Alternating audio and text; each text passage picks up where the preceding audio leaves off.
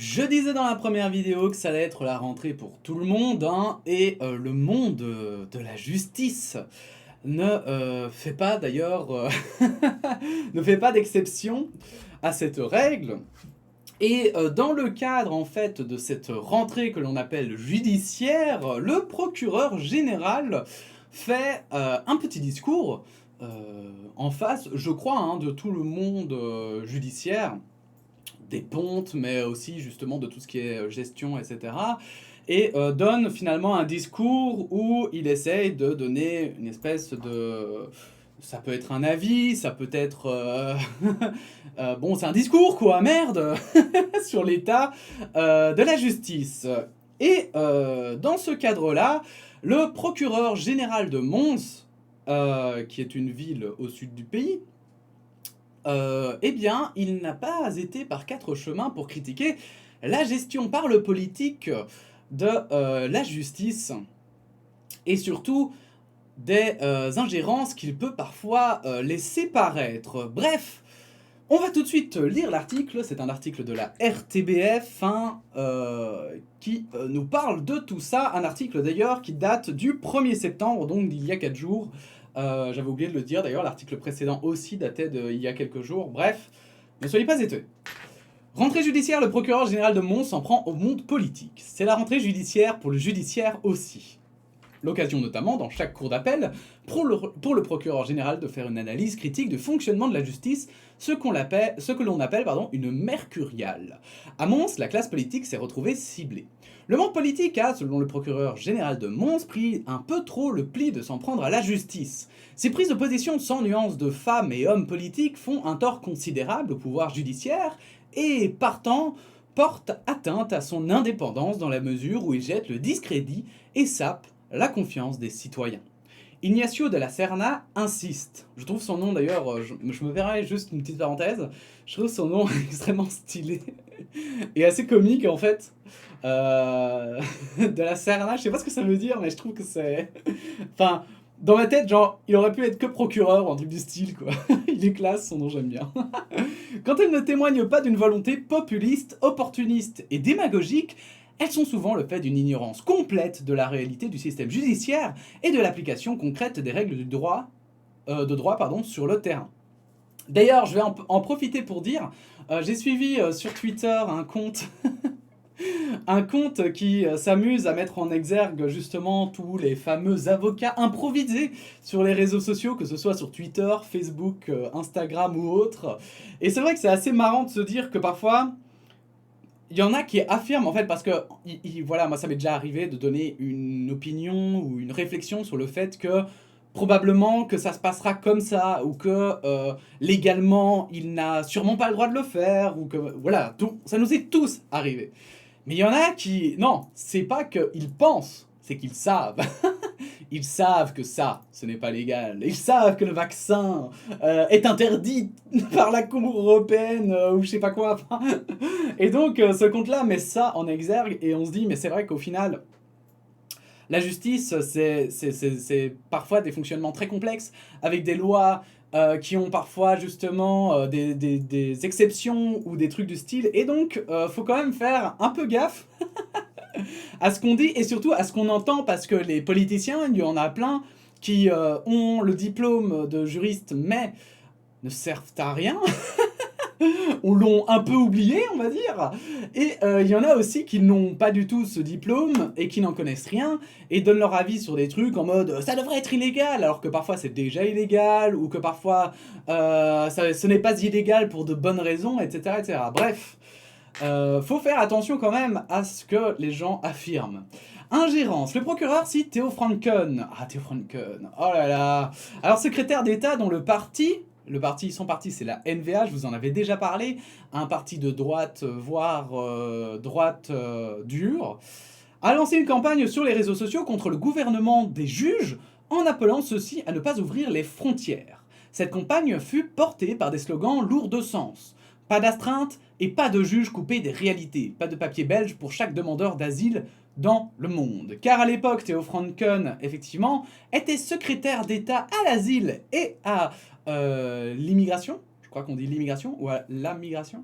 L'immigration, je pense. Et effectivement, il s'attaquait constamment aux juges qui n'étaient pas du même avis que lui. Or, sachant que autant la NVA est peut-être un parti qui est entre la droite et la droite dure, autant Theo Franken, lui, je peux vous dire, ah, il est dans la droite bien dure. Hein. Donc bon, bah voilà, c'est un peu compliqué pour quelqu'un qui a une opinion aussi tranchée, surtout sur l'immigration, de ne pas être contraire par rapport à je vais dire, ses pensées, quoi. L'actuelle ministre de l'Intérieur, Annelies Verlinden, se retrouve épinglée. Annelies Verlinden, je sais plus, je crois qu'elle est CDNV, si je dis pas de conneries. J'ai quand même vérifié. Machin, gouvernement de Croo... CDNV, c'est ça. Donc CDNV, c'est parti catholique, dont on avait déjà parlé notamment de Sami Madi. Et donc c'est un parti plutôt de droite. Le procureur général s'en prend à la décision de la ministre de se constituer systématiquement partie civile en cas de violence faite aux policiers. C'est un non-sens dans la pratique, c'est inapplicable et cela témoigne d'une profonde méconnaissance de la procédure pénale et de sa réalité. C'est aussi une injure à tous les magistrats du ministère public considérés comme incapables de traiter les dossiers de violence commises à l'égard des policiers. De même, le procureur s'étonne de voir la Chambre convoquer des magistrats sur l'affaire Chovanec alors que l'enquête judiciaire est toujours en cours. Pour ce qui est de la violence faite aux policiers, vous voyez, en fait, c'est là où je trouve que c'est très intéressant, c'est qu'en fait, on voit ici une manœuvre politique pour essayer de caresser un certain électorat, en fait, pour tenter de se faire passer comme défenseur des policiers, et que non, les policiers, c'est vraiment scandaleux ce qui leur arrive, etc. Alors vous connaissez ma position sur les policiers, et je ne trouve pas ça normal, bien sûr, qu'on agresse des policiers, et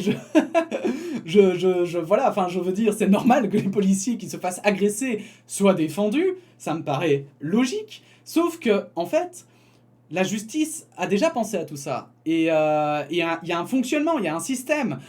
Et en fait, le principe qui fait que c'est la justice qui s'occupe de défendre les policiers et pas des politiciens, c'est justement d'éviter une ingérence entre si je dis pas de conneries, entre l'exécutif et le législatif. Ça permet en fait d'avoir un jugement justement indépendant de toute idéologie politique et d'essayer justement d'être le plus juste possible. Or, si évidemment vous défendez vos policiers, que vous êtes en même temps l'État et qu'en même temps du coup les policiers vous essayez justement, parce que on va pas sentir, c'est aussi essayer de convaincre les policiers que oh regardez comme elle est cool. Mais enfin ça marche pas, ce n'est plus impartial. De même, le procureur s'étonne donc, oui, effectivement, l'affaire Chovanec. Alors, l'affaire Chovanec, je vous avoue, ça fait longtemps maintenant.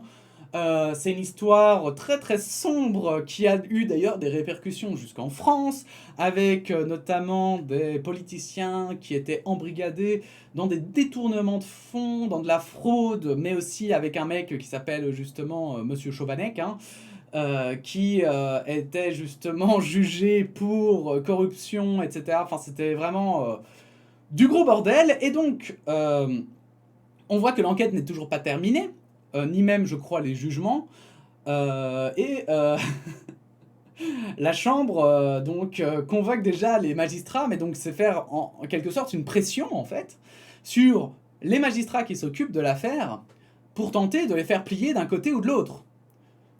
Et dans tous les cas, hein, on est d'accord, hein, justement, c'est ça que reproche la justice. C'est que ce soit pour aggraver les peines, que ce soit des personnes impliquées dans le dossier, ou au contraire les alléger, c'est inacceptable. Ce n'est pas normal, ça ne devrait pas avoir lieu. Quelle indépendance? Le procureur général de Mons consacre sa mercuriale à l'indépendance du pouvoir judiciaire. Mais le manque chronique de moyens permet-il une réelle indépendance? Et là, ce sont les restrictions imposées par le gouvernement Michel, donc la suédoise, le précédent gouvernement, composé par les partis de droite, dont la NVA, parti de droite néerlandophone, et le MR, parti de droite francophone, hein, qui sont rappelés. Il a ainsi, par l'intermédiaire de son ministre de la Justice, Koen Geens, décidé de diminuer drastiquement le budget de la justice de 10% sur la législature, soit une économie de 2% par an. Cette économie s'est faite principalement sur le personnel judiciaire et les magistrats. Et Ignacio de la Serna d'appuyer « La dégradation de la situation du pouvoir judiciaire a été telle que le plus haut magistrat de Belgique est sorti de sa réserve pour exprimer son indignation et lancer un cri d'alarme en parlant d'un État voyou qui, pour des raisons bassement budgétaires, s'était mis à brader sa justice. » Et alors je vais essayer de voir s'il est pas dans les... mais je crois pas. Il va pas être dans les suggestions, évidemment, hein. C'est dommage, putain, j'ai pas pris l'autre article, ça me fait chier. J'essaierai de le retrouver. Mais il a aussi ajouté que justement, par exemple, pour ce qui est de la lutte contre la fraude fiscale et les crimes en col blanc, je crois qu'on dit, je sais qu'il y a col blanc dedans, mais je sais pas la manière dont on le dit, bref.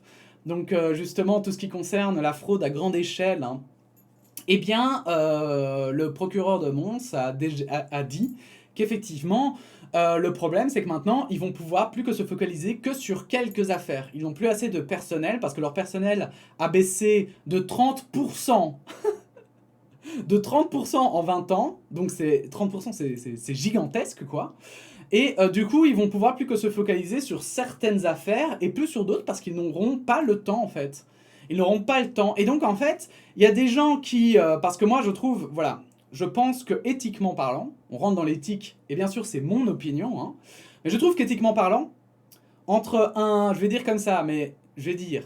Un pauvre qui vole, que ce soit même l'État ou que ce soit... Qu'importe. Qui vole pour essayer, justement, de gagner plus d'argent, même si c'est pour s'acheter un écran plat ou j'en sais rien, hein, mais qui vole et qui n'est pas justement riche et qu'il le fait parce que bon bah voilà il est trop con que pour travailler ou j'en sais rien, hein, eh bien je vais mettre des gros guillemets, mais je trouve ça éthiquement moins grave qu'un mec ultra riche pété de thunes qui en profite pour essayer d'en gagner encore plus en fait. Parce que la différence, pour moi, justement, c'est que, voilà, on va dire le petit malfrat, hein, celui qui va, je sais pas, moi, par exemple, frauder le chômage, ou voler dans des supermarchés, 2-3 trucs. Bon, ok, c'est pas bien, et il faut les punir, on est d'accord là-dessus, hein, y a pas de... Mais, disons que son pouvoir est limité. Si on le chope, il risque d'écoper quand même de grosses amendes, ou d'aller en tôle. Et on peut... et puis, en fait, de toute façon, entre guillemets, c'est pas comme s'il avait le choix, quoi. C'est voilà, il voit une télé, il se dit putain, j'en ai envie, je vais la piquer, quoi. Ok ? Ça reste éthiquement discutable, on est d'accord, hein, ça reste punissable. Mais par rapport à un gars qui est ultra riche, qui vit déjà dans un certain luxe, et qui a déjà pas mal de choses que la moyenne des personnes n'ont pas, qui en profitent pour essayer de détourner encore plus d'argent, là j'avoue que pour moi personnellement je trouve ça vraiment... là vraiment je trouve que c'est le bas-fond quoi. C'est... putain de merde quoi. Je trouve ça vraiment scandaleux entre guillemets. Donc je trouve que ça devrait vraiment être beaucoup plus... Enfin, je trouve que ça devrait être en tout cas plus combattu. Parce qu'aujourd'hui, si on en est à ce point-là, quoi, c'est un peu tendu. On notera enfin que le premier magistrat Hennuyer accorde un satisfecit au nouveau gouvernement qui s'est engagé à une hausse structurelle des moyens. Et ça, je trouve ça chouette, parce qu'il termine quand même sur une note, on va dire, positive. Il le disait aussi dans son interview un peu plus détaillée, que c'était cool, parce que malgré tout, ce gouvernement était prometteur concernant la justice, et qu'apparemment, il comptait réinvestir dans la justice, donc que son plaidoyer était peut-être dépassé, mais qui préférait quand même le dire et le faire parce que il faut encore que ça arrive, et il faut encore qu'il le fasse, et que ça sert de rappel que la situation est vraiment dramatique, et qu'il faut absolument des moyens à la justice pour pouvoir être équitable, quelles que soient les personnes, qu'elles soient riches, qu'elles soient pauvres, qu'elles soient dans une situation compliquée ou pas, qu'elles soient... Voilà, c'est important. Bref, je trouvais que c'était un plaidoyer assez intéressant et que quand même justement c'est aller un peu plus loin que par exemple les juges sont trop gentils ou trop méchants. N'hésitez pas à donner votre opinion en commentaire évidemment, n'hésitez pas à liker cette vidéo, à la partager et à vous abonner, puis sinon on se dit à bientôt pour de nouvelles actualités. Voilà, la bise.